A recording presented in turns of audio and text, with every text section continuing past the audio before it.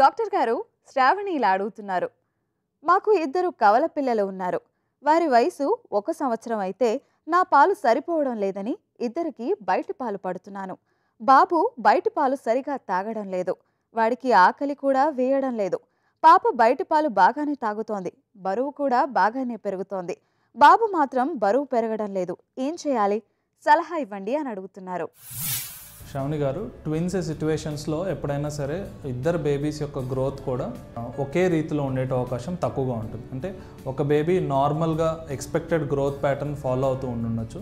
ఇంకొక baby can fall short of it. అంటే నార్మల్గా ఎక్స్పెక్టెడ్ కంటే తక్కువను పెరగచ్చు, ఎక్కువను పెరగచ్చు. సో ఏదైనా సరే ప్రిడిక్ట్ అనేది మనం చేయలేము, ఇద్దరిని కంపేర్ కూడా చేయలేము. ముఖ్యంగా ట్విన్స్లో ఈ 11th month to 12th month, 1 సంవత్సరానికి అటు ఇటుగా మనం చూసుకున్నట్లయితే ఫిజియలాజికల్ అనీమియా ఆఫ్ ఇన్ఫెన్సీ అంటారు. అంటే మొత్తం లైఫ్లో తీసుకున్నట్లయితే ఈ 9 నుంచి 13 నెలల టైంలో, మాసాల టైంలో ఏమవుతుందంటే హిమోగ్లోబిన్ అంటే బాడీలో బ్లడ్ లెవెల్స్ ఏదైతే ఉన్నాయో అది తక్కువగా ఉంటుందన్నమాట. ద లోయెస్ట్ లెవెల్స్ ఆ టైంలో మనం రికార్డ్ చేస్తూ ఉంటాం. యూజువల్గా ట్విన్స్లో ఈ ప్రాబ్లం తరచుగా మనం చూస్తుంటాం. అందుకే ఇప్పుడు ఏం చేస్తున్నారంటే ట్విన్స్కి లేదా నెలలు నిండక ముందే పుట్టిన ప్రీటర్మ్ బేబీస్కి కూడా ఫస్ట్ మంత్లోనే ఐరన్ సప్లిమెంట్స్ అనేటువంటి స్టార్ట్ చేస్తూ ఉన్నారన్నమాట. సో మీ బేబీ విషయంలో ఐరన్ సప్లిమెంట్స్ మొదటగా స్టార్ట్ చేయకపోయి ఉంటే కనుక ఇప్పుడు వైద్యుని సంప్రదించి ఐరన్ డెఫిషియన్సీ అనీమియా వల్ల ఈ రకంగా పాలు తాగలేకపోవడం, మిగతా ఆహారం తీసుకోకపోవడం, బరువు పెరగకపోవడం లాంటివి ఉన్నాయని చూసుకొని దాని ట్రీట్మెంట్ చేయడం మంచిది. పాలు అనేటువంటిది తప్పనిసరిగా మొదట 5 సంవత్సరాల వరకు కూడా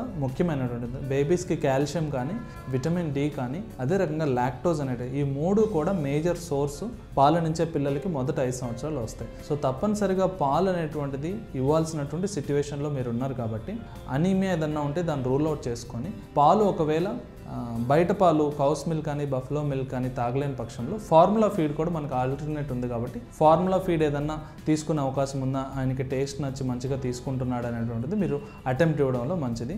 ఏదేమైనప్పటికీ వైద్యుని సంప్రదించి ఆల్టర్నేట్ టు మిల్క్ అంటే కౌస్ మిల్క్, బఫలోస్ మిల్క్ తీసుకోలేకపోతే ఫార్ములా మిల్క్ తీసుకోవడం, అనీమియా లాంటి విషయం వల్ల బరువు పెరగకపోవడం, ఆహారం తీసుకోకపోవడం జరిగితే అనీమియాని ట్రీట్ చేసుకోవడం ద్వారా మీ సమస్యకి పరిష్కారం దొరికేటువంటి అవకాశం ఉంది.